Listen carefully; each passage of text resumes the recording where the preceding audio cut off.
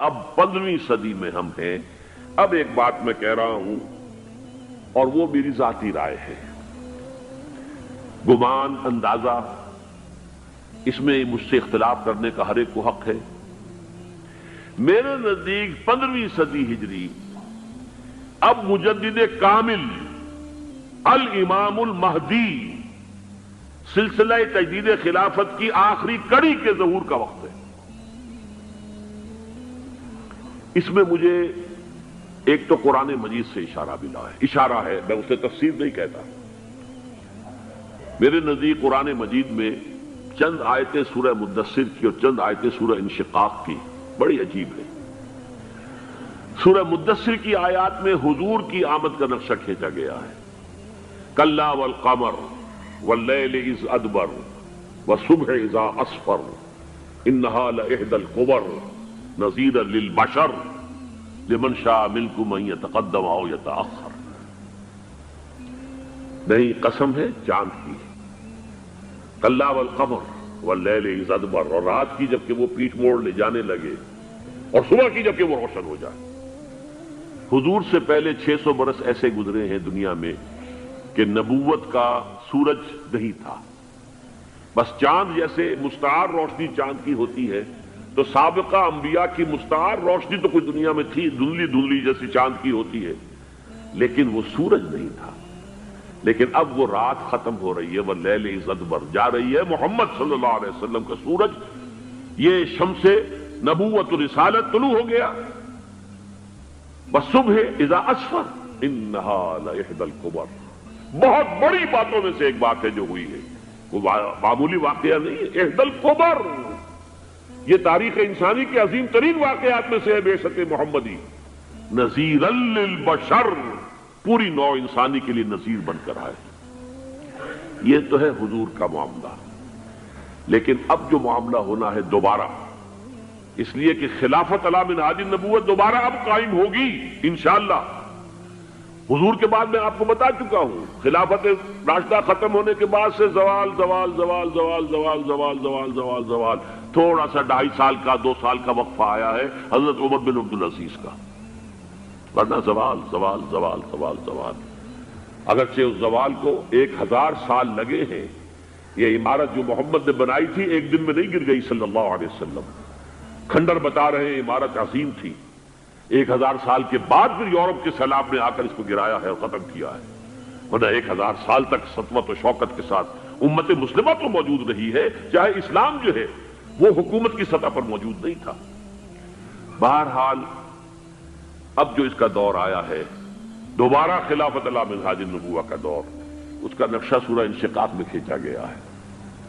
فلا اقسم بالشفق، اب دیکھیے سورج غروب ہو گیا، حضور کی بعثت کے وقت وہ سورج رسالت طلوع ہوا تھا، اب وہ سورج غروب ہو چکا ہے۔ سورج کے غروب ہونے کے بعد صرف روشنی رہ جاتی ہے شفق کی، سرخ سی، بس وہی باقی رہ گئی، اور باقی کیا رہ گیا؟ بدا الاسلام غریبا ویسعود کما بدا فطوبی للغرباء، فلا اقسم بالشفق واللیل وما وسق، رات کی سی تاریکی ہے اور جو کچھ اس نے اپنے اندر جمع کر لیا ہے، والقمر اذا اتسق، اور قسم ہے چاند کی جبکہ وہ بھر جائے، پورا بھرتا ہے کتنے دنوں میں؟ 14 دن میں۔ اور 14 صدیوں کے بعد اب پہلی صدی کا جس نے کہ تجدید کامل کی عمر بن عبدالعزیز، 14 صدیوں کے بعد اب 15ویں صدی میں الامام المہدی کے ظہور کا وقت قریب ہے۔ اب جو کچھ مجھے حضرت امام المہدی کے بارے میں کہنا ہے، دوبارہ اپنی بات دہرا رہا ہوں، یہ میرا ذاتی گمان ہے، اختلاف کیا جا سکتا ہے۔ میرا گمان یہ ہے کہ یہ اب جو مجدد آئیں گے وہ حضرت مہدی ہوں گے۔ پہلی بات تو یہ جان لیجئے کہ مہدی 2 ہیں، ایک شیعوں کے مہدی، ایک سنیوں کے مہدی، ان میں بڑا فرق ہے۔ شیعہ حضرات مہدی کو مانتے ہیں، وہ ان کے 12ویں امام ہیں، ان کے عقیدے کے مطابق انہیں پیدا ہونے کے فوراً بعد اس اندیشے سے کہ انہیں قتل کر دیا جائے گا ایک غار میں چھپا دیا گیا تھا۔ تقریباً 1200 برس سے وہ اس غار کے اندر ہیں، وہ روپوش ہیں، چھپے ہوئے ہیں، اسی لیے انہیں امام غائب کہا جاتا ہے، اور اب ان کا انتظار ہو رہا ہے، اس لیے انہیں امام منتظر بھی کہا جاتا ہے۔ اس لیے شیعوں کے دارالعلوم جو ہوتے ہیں، دارالعلوم المنتظر، وہ اس لیے کہ ان کا انتظار کیا جا رہا ہے۔ تو یہ ہے، اب وہ ان کا خیال ہے کہ آخری دور میں، آخری زمانے میں وہ ظاہر ہو جائیں گے، غار سے نکل آئیں گے۔ دیکھیے، میں اس عقیدے کو اس بنا پر رد نہیں کرتا کہ یہ ناممکن ہے کہ کیسے کوئی شخص جو ہے 1200 برس تک کسی غار کے اندر زندہ رہ سکتا ہے، نہیں، میں سمجھتا ہوں ممکن ہے۔ 300 برس تک اصحاب کہف رہے کہ نہیں رہے؟ سوئے رہے۔ 300 ایئرس ہم مانتے ہیں۔ حضرت عیسیٰ اسی حیات عرضی کے ساتھ 2000 سال سے موجود ہیں آسمان پہ کہ نہیں ہے؟ آپ کو معلوم ہے حضرت عزیر 100 برس تک مرنے کے بعد دوبارہ زندہ کر دیے گئے۔ فَأَمَاتَهُ اللَّهُ مِئَةَ عَامٍ ثُمَّ بَعَثَهُ۔ تو ناممکنات میں سے کوئی سوال پیدا نہیں ہوتا، لیکن یہ کہ آیا کوئی امامت معصومہ کا تصور قرآن اور حدیث سے ہمیں ملتا ہے؟ پھر یہ کیا یہ موروثی امامت کہ حضرت علی کی نسل جو حضرت فاطمہ سے چلی ہے اسی میں یہ امامت ہوگی؟ اس کے لیے ہمارے پاس کوئی دلیل نہیں ہے، ہم اس کو تسلیم نہیں کرتے۔ ہم تو سمجھتے ہیں کہ معصومیت ختم ہو گئی محمد الرسول اللہ صلی اللہ علیہ وسلم پر، خاتم المعصومین ہے محمد الرسول اللہ۔ اب ان کے بعد تو اجتہاد ہے اور خلافت ہے، عام معاملات میں اجتہاد ہوگا، نظام خلافت کا ہوگا۔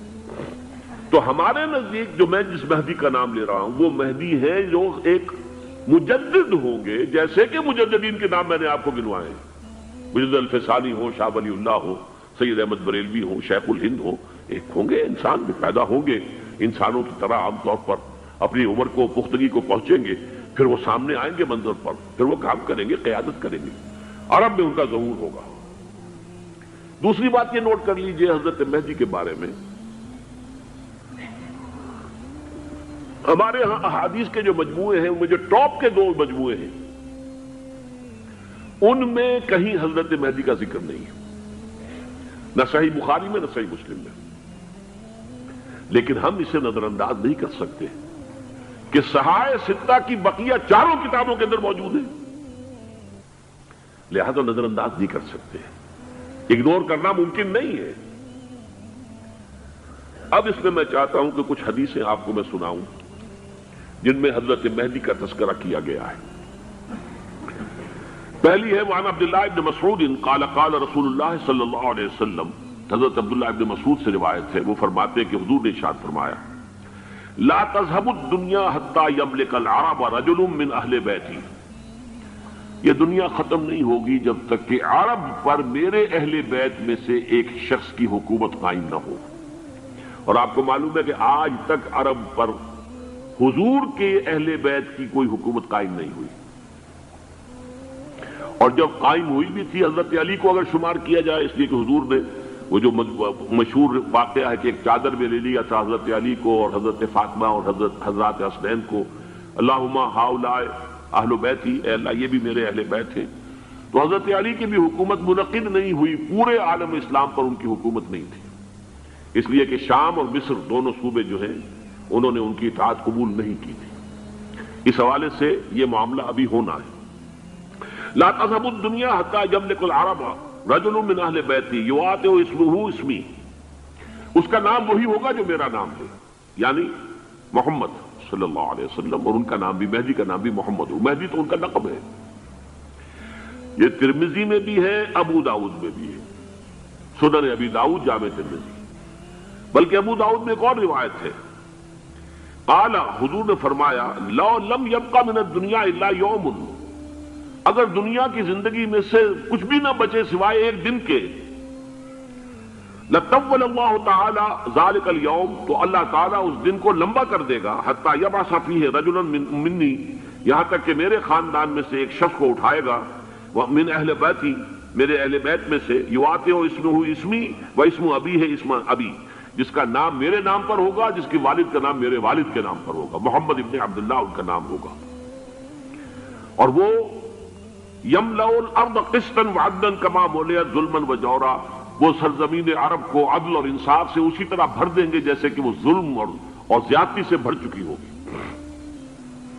دوسری روایت ہے حضرت ابو سعید خدری رضی اللہ تعالی عنہ سے، حضور نے فرمایا المہدی منی اجل الجبہۃ اقن الانف یملأ الارض قسطا وعدلا کما ملئت ظلما وجورا یملک 7 سنین، رواہ داؤد، کہ مہدی مجھ میں سے ہوں گے بڑی روشن پیشانی والے اور بڑی کھڑی ناک والے، وہ زمین کو بھر دیں گے انصاف سے اور عدل سے، جیسے کہ وہ ظلم سے بھری ہوئی ہوگی، اور وہ 7 برس تک حکومت کریں گے۔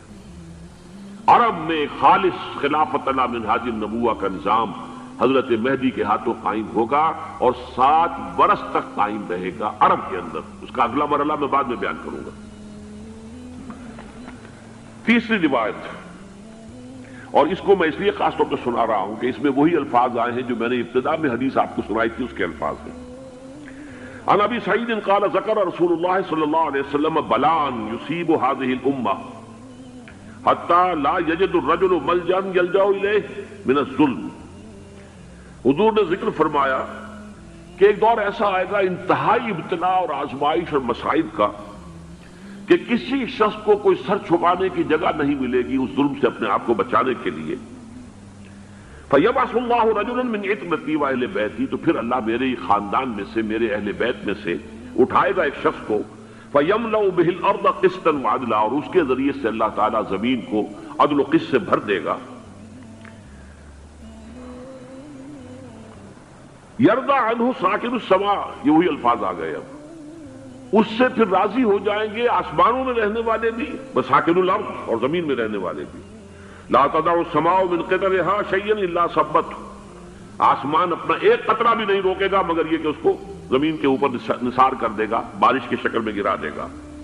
ولا تدع الارض من نباتها شيئا الا اخرجته، اور زمین اپنی پیداوار میں سے کوئی شے نہیں چھپائے گی، نہیں روکے گی مگر اس کو ظاہر کر دے گی۔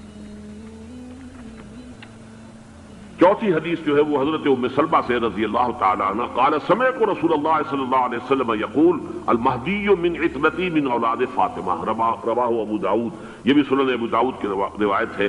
حضور نے فرمایا مہدی میرے خاندان سے، میرے اہل بیت سے ہوں گے، یعنی اولاد فاطمہ میں سے، اور تفسیر اس کی آتی ہے کہ حضرت حسن کی اولاد میں سے ہوں گے۔ پانچویں حدیث میں آپ کو سنا رہا ہوں، اور اس میں ایک عجیب مشابہت آپ کے سامنے آئے گی حضرت عمر بن عبدالعزیز کے ساتھ، یہ اول اور آخری کڑی کے درمیان مشابہت۔ عن علی رضی اللہ تعالی عنہ، یہ حدیث جو ہے مسند احمد ابن حنبل میں بھی ہے اور سنن ابن ماجہ میں بھی ہے۔ قال قال رسول اللہ صلی اللہ علیہ وسلم المہدی منا اہل البیت یصلح اللہ فی لیلۃ، مہدی ہم میں سے ہوں گے، ہمارے اہل بیت میں سے، اور اللہ ایک ہی رات میں ان کی اصلاح کر دے گا۔ یعنی وہ پہلے سے کوئی زیادہ روحانی یا دینی کوئی اس سے طرح کی شخصیت نہیں ہوں گے، لیکن ایک ہی رات میں اللہ تعالیٰ ان کی سیرت و کردار کے اندر انقلاب عظیم برپا کر دے گا۔ جیسے کہ میں نے عرض کیا تھا آپ سے کہ عمر بن عبدالعزیز کی زندگی میں انقلاب عظیم آیا ہے، خلافت کا بوجھ پڑتے ہی کہاں وہ خوش باش اور خوش لباس اور خوش خوراک، وہ شہزادہ ٹھاٹ باٹ والا، جاگیر والا، گورنر کا بیٹا اور خود گورنر، اور کہاں یہ کہ اس کی وہ درویشی جو میرے نزدیک واللہ عالم، ڈرتے ڈرتے کہہ رہا ہوں، میرے نزدیک وہ حضرت ابو بکر، حضرت عمر اور حضرت علی کی درویشی کو بھی مات دے گئی۔ لیکن کنٹراسٹ بہت شدید ہے، وہاں جو بھی کچھ تھا وہ تدریجاً آیا تھا، ہوتے ہوتے ہوتے ایک انتہا، اور یہاں سڈن آیا۔ چھٹی حدیث، عن انس سمعت رسول اللہ صلی اللہ علیہ وسلم یقول نحن ولد عبد المطلب سعادت اہل الجنہ، ہم عبد المطلب کی جو اولاد ہیں اور نسل ہیں، ہم جنت کے سردار ہیں۔ اور پھر آپ نے نام گنوائے ہیں، انا وحمزۃ وعلی وجعفر والحسن والحسین والمہدی، میں خود اور حضرت حمزہ بنو عبد المطلب میں سے، عبد المطلب کے بیٹے، اور علی اور جعفر حضرت علی کے بھائی جعفر طیار، اور حسن اور حسین حضرت فاطمہ کے لخت جگر حضرت علی کے بیٹے، والمہدی، اور آخر میں جا کر پھر مہدی۔ اب میں آپ کو ایک حدیث سنانے چلا ہوں جس میں ایک عجیب نقشہ سامنے آتا ہے کہ یہ مہدی جب ظاہر ہوں گے تو کس طور سے ظاہر ہوں گے، ان کے ظہور کی کیفیت کیا ہوگی، کیف یظہر۔ یہ روایت ہے حضرت ام سلمہ سے رضی اللہ تعالی عنہا، حضور کی زوجہ محترمہ ہے، فرماتی ہیں ام سلمہ عن النبی صلی اللہ علیہ وسلم قال یکون اختلاف عند موت خلیفۃ، موت خلیفۃ، حضور نے فرمایا ایک خلیفہ کی موت پر اختلاف واقع ہو جائے گا، خانہ جنگی ہو جائے گی۔ فَيَخْرُجُ رَجُلٌ مِّنْ أَهْلِ الْمَدِينَةِ حَارِبًا إِلَى مَكَّةَ، پھر مدینے کے لوگوں میں سے ایک شخص نکلے گا، بھاگے گا اور جا کر پناہ لے گا اور چھپ جائے گا مکے میں۔ فَيَأْتِيهِ نَاسٌ مِّنْ أَهْلِ مَكَّةَ، پھر اس کے پاس آئیں گے اہل مکہ، مکہ کے لوگ، فَيُخْرِجُونَهُ، اور اسے نکالیں گے، جہاں وہ چھپے ہوئے ہوں گے وہاں سے نکالیں گے۔ وَهُوَ كَارِهٌ، اور وہ بالکل اس کو پسند نہیں کر رہے ہوں گے، نہ وہ خواہش مند ہوں گے کہ ان کے وہ ہاتھ پر بیعت کی جائے، نہ وہ یہ چاہیں گے کہ وہ میدان میں آئیں اور ان کو جو ہے اپنا لیڈر مانا جائے۔ وَهُوَ كَارِهٌ فَيُبَايِعُونَهُ بَيْنَ الرُّكْنِ وَالْمَقَامِ، لیکن لوگ جو ہے پھر اصرار کے ساتھ ان کے ہاتھ پر بیعت کریں گے رکن اور مقام کے درمیان۔ رکن وہ کونا ہے خانہ کعبہ کا جس میں حجر اسود لگا ہوا ہے، اور مقام ابراہیم جو ہے، ان دونوں کے مابین جو یہ علاقہ ہے یہاں پر وہ بیعت ہوگی۔ وَيُبْعَثُ إِلَيْهِ بَعْثٌ مِّنَ الشَّامِ، ان کے خلاف ایک لشکر بھیجا جائے گا شام سے۔ نہیں کہا جا سکتا کہ باسی حکومت اس وقت کی جو ہے اس کی طرف سے کوئی مسئلہ اس طرح کا اٹھ کھڑا ہو، اس لیے کہ ابھی تو بہرحال باسی حکومت وہاں ہے۔ فَيُخْسَفُ بِهِمُ بِالْبَيْضَاءِ بَيْنَ مَكَّةَ وَالْمَدِينَةِ، لیکن اللہ تعالیٰ اس لشکر کو مکے اور مدینے کے درمیان وادی بیضاء میں دھسا دے گا، زمین کے اندر پورے کے پورے لشکر کو۔ فَإِذَا رَأَى النَّاسُ ذَلِكَ، جب لوگ یہ دیکھیں گے اتنی بڑی نشانی ظاہر ہو گئی، أَتَاهُ أَبْدَالُ الشَّامِ وَعَصَائِبٌ من العراق فَيُبَايِعُونَهُ، اب شام سے سارے کے سارے جو اولیاء اللہ ہیں وہ بھی آئیں گے، اور عراق سے جوق در جوق لوگ آئیں گے اور ان سے بیعت کریں گے۔ وَيَعْمَلُ فِي النَّاسِ بِسُنَّةِ نَبِيِّهِمْ، پھر وہ عمل کریں گے لوگوں کے مابین، حکومت کریں گے اپنے نبی کی سنت کے مطابق۔ وَيُلْقِي الْإِسْلَامُ بِجَرَانِهِ، اور اسلام اپنی گردن زمین پر ٹکا دے گا۔ وَالْأَرْضَ فِي الْأَرْضِ، زمین میں۔ فَيَلْبَسُ 7 سنین، پھر وہ 70 برس تک حکمران رہیں گے، 7 برس تک حکمران رہیں گے۔ ثم يتوفى، پھر ان کا انتقال ہوگا۔ ويصلي عليه المسلمون، اور مسلمان ان پر نماز پڑھیں گے۔ یہ جو میں نے آپ کے سامنے نقشہ کھینچا ہے، اس سے اب میں ایک نتیجہ نکالتا ہوں، اسے بھی میرا گمان کہیے، اختلاف بھی کر سکتے ہیں آپ، اگر اس کو وزنی سمجھے تو قبول بھی کر سکتے ہیں۔ وہ یہ ہے کہ میرے نزدیک شاہ فہد کے انتقال پر لا محالہ یہ صورتحال پیدا ہو جائے۔ ولی عہد وہاں ہے عبداللہ بن عبدالعزیز، امریکہ کو وہ پسند نہیں کرتے اور امریکہ انہیں پسند نہیں کرتا، یہ بالکل تشتش بام ہے۔ امریکہ نے لازماً جس طریقے سے اپنے پنجے گاڑے ہیں سعودی عرب کے اندر، اپنا فوجی اڈا بنایا ہے، تو آسانی کے ساتھ وہاں سے اپنے پنجے ہٹانے کے لیے تیار نہیں۔ ایک حدیث میں آتا ہے قرن الشیطان، نجد سے شیطان کا سینگ برآمد ہوگا، وہ شیطان کا سینگ ہے، جو میزائل وہاں پر لگے ہوئے ہوں گے اس وقت، در حقیقت وہ سارے کے سارے جو ہیں وہ شیطان کے سینگ ہیں۔ بہرحال کوشش وہ کرے گا کہ جیسے کہ اس نے جارڈن میں کیا، کتنے عرصے سے وہاں شاہ حسین کا چھوٹا بھائی حسن جو ہے وہ ولی عہد تھا، عین وقت کے اوپر آ کر، اور پتہ نہیں کیسی کیسی دوائیاں دے کر اسے لے کر آئے ہیں شاہ حسین کو، مرتے ہوئے کو تھوڑی دیر زندہ رکھنے کے لیے، اور وہ تبدیلی کروا کر جو ہے واپس لے گئے ہیں۔ تو یہ معاملہ ہوا ہے، تبدیلی کروا دی، وہاں تو ہو گئی آرام سے، کوئی بات نہیں۔ بحرین میں بھی غالباً ایسا ہی معاملہ ہوا ہے، واللہ عالم، مجھے یاد پڑتا ہے کہ وہ چاہتے ہیں کہ ہمارا پسند کا آدمی آئے۔ اگر سعودی عرب میں یہ کام کیا گیا تو اس کا لازمی نتیجہ خانہ جنگی ہوگا، اس لیے کہ وہاں کی روایت یہ بڑی سخت ہے، بڑی پختہ ہے۔ پھر یہ کہ وہاں جو ہے امیر عبداللہ جو ہے، جو وہاں پر اگرچہ سپہ سالار وہ نہیں ہے، کمانڈر ان چیف وہ نہیں ہے، کمانڈر ان چیف تو کوئی اور ہے، لیکن الحرس الوطنی جو ہے، نیشنل گارڈز، بہت بڑی فورس ہے وہ۔ اصل بیڈوین فورس جو ہے صحرا کے لوگوں کی عرب فورس، وہ در حقیقت الحرس الوطنی ہے، نیشنل گارڈ ہے، اور اس کا کمانڈر ان چیف یہ ہے امیر عبداللہ۔ تو لازماً یہ شکل جو ہے پوری ہو کر رہے گی۔ جیسے ہی یہ معاملہ ہوا شاہ فہد کے انتقال کا، تو یہ اختلاف ہوگا، خانہ جنگی ہوگی، پھر کوئی اللہ کا بندہ جو ہوگا۔ میرے نزدیک، میں آج سے کوئی 6-7 سال پہلے سالانہ اجتماع تھا تنظیم اسلامی کا راولپنڈی میں، میں نے اس وقت وہاں کہا تھا، اس سے ذرا اخبارات میں بھی کچھ وہ کنٹروورسی آئی تھی کہ میرے نزدیک امام مہدی پیدا ہو چکے ہیں، ان کے ظہور کا وقت قریب ہے۔ اور اس کی تھوڑی سی بات میں مجھے معلوم ہوا کہ جین ڈکسن غالباً نام ہے امریکن اس کا، جس نے یہ پیشن کوئی خبر دی تھی کہ 1962 میں عالم عرب میں ایک بچہ پیدا ہوا ہے کہ جو وہاں کا نقشہ بدل کر رکھ دے گا۔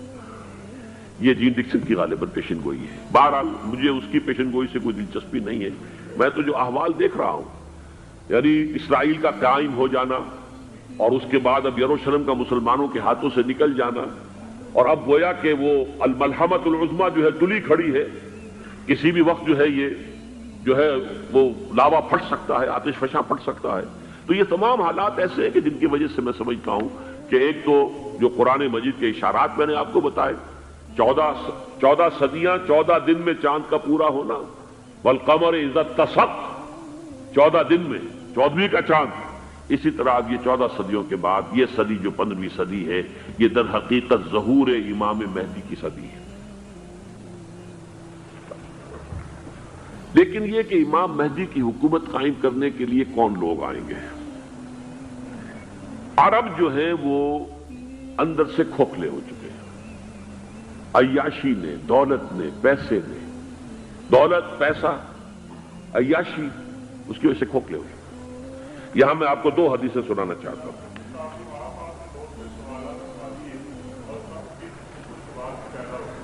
بہت سے ہو گئے، آپ اطمینان سے تشریف رکھیے۔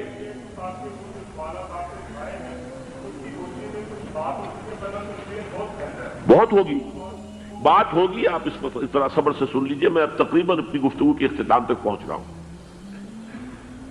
سنن ابن ماجہ کی روایت ہے حضرت ابو ہریرہ سے رضی اللہ تعالی عنہ، قال قال رسول اللہ صلی اللہ علیہ وسلم اذا وقعت الملاحم بعث اللہ بعثا من الموالی هم اکرم العرب فرسا واجودہ سلاحا یوید اللہ بہم الدین، رواہ ابن ماجہ عن ابی ہریرہ رضی اللہ تعالی عنہ۔ جب ملاحم کا دور شروع ہوگا تو اللہ تعالیٰ اٹھائے گا ایک لشکر یا لشکروں پر لشکر، موالی میں سے۔ موالی کون ہے؟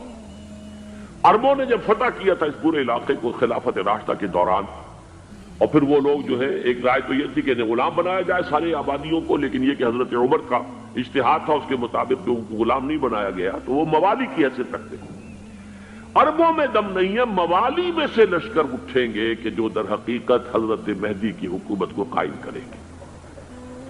دوسری حدیث سنیے، عن عبداللہ ابن الحارث رضی اللہ تعالی عنہ، اور یہ ابن ماجہ کی روایت ہے، قال قال رسول اللہ صلی اللہ علیہ وسلم یخرج ناس من المشرق فیوطئون للمہدی یعنی سلطانی، لشکر نکلیں گے، لوگ آئیں گے مشرق سے، اور وہ حضرت مہدی کی حکومت کو جمائیں گے اور قائم کریں گے۔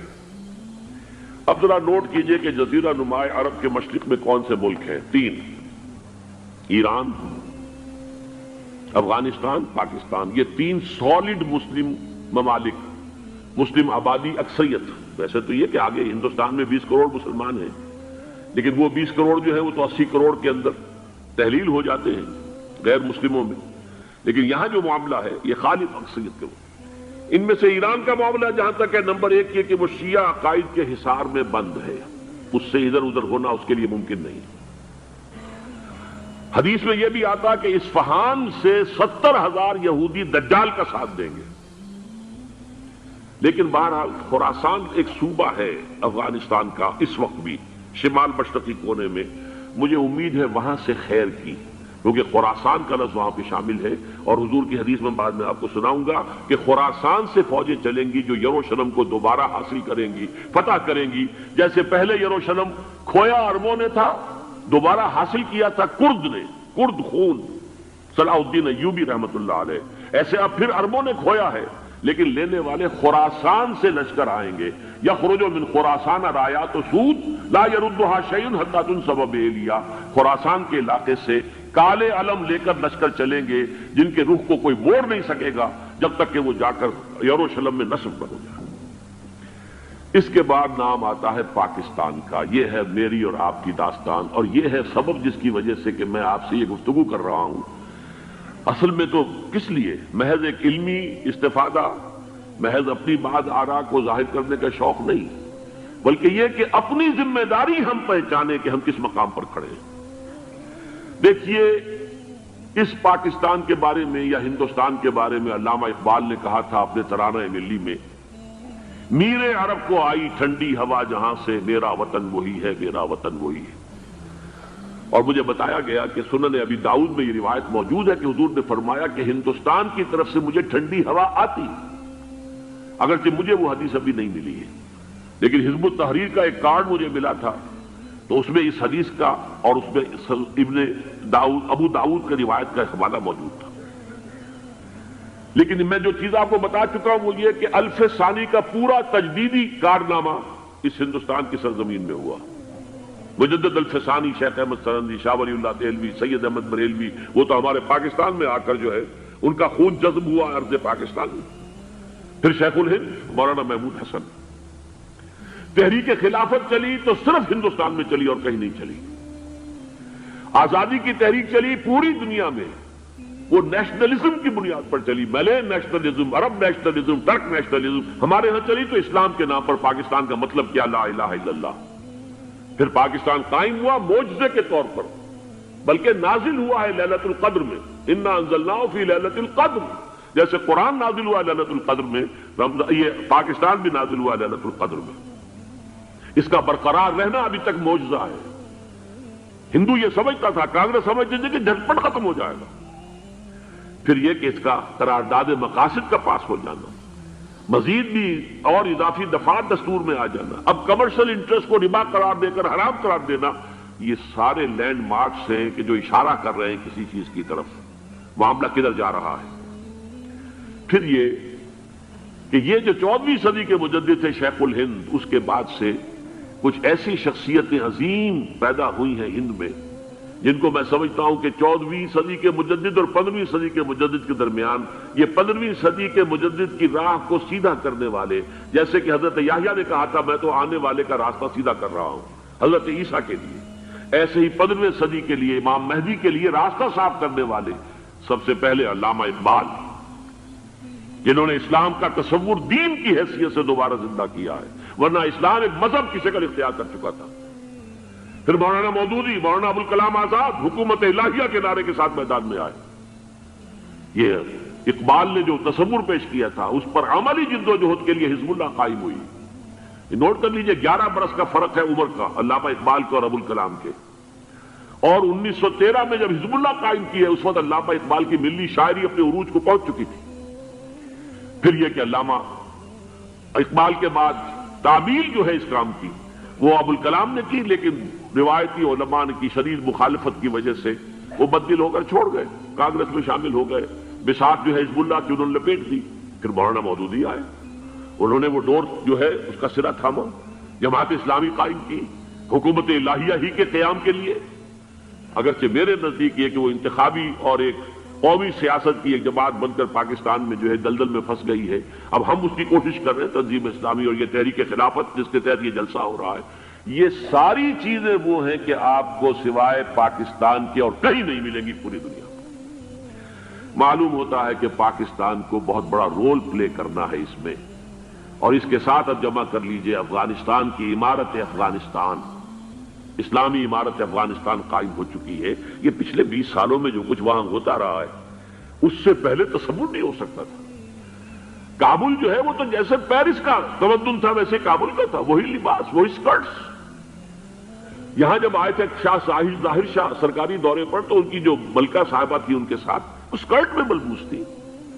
کابل جو ہے وہ بالکل ایک پیرس کی طرح کا شہر تھا۔ آج کابل جو ہے جا کر دیکھیے، علامہ اقبال کے فرزند بھی دیکھ کر آئے ہیں، تو اگرچہ وہ خود میں سمجھتا ہوں کہ خاصے انہیں آپ لبرل کہیں، آزاد خیال کہیں، لیکن اس درجے متاثر ہو کر آئے تھے کہ انہوں نے یہ کہا افغانستان میں جو میں نے حالات دیکھے ہیں کہ اگر 2-4 اور مسلمان ملکوں کے اندر یہ نظام قائم ہو جائے تو پوری دنیا مسلمان ہو جائے گی۔ یہ سب کچھ کیسے ہو رہا ہے؟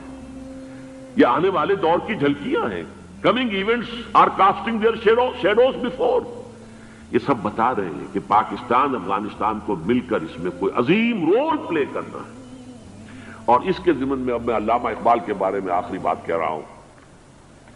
علامہ اقبال کے بارے میں عام یہ خیال ہے، انہوں نے اپنے خطبات میں مہدی کا اور نزول مسیح کا، حالانکہ میں کل پڑھ رہا تھا مولانا سید احمد اکبر آبادی رحمۃ اللہ علیہ کا ایک مقالہ ان کا کہ علامہ اقبال نے ابن خلدون کے بارے میں یہ کہا ہے کہ مہدی کا اور نزول عیسیٰ کا دونوں کا انہوں نے انکار کیا ہے، حالانکہ ابن خلدون نے نزول عیسیٰ کا انکار نہیں کیا، صرف مہدی کا انکار کیا ہے۔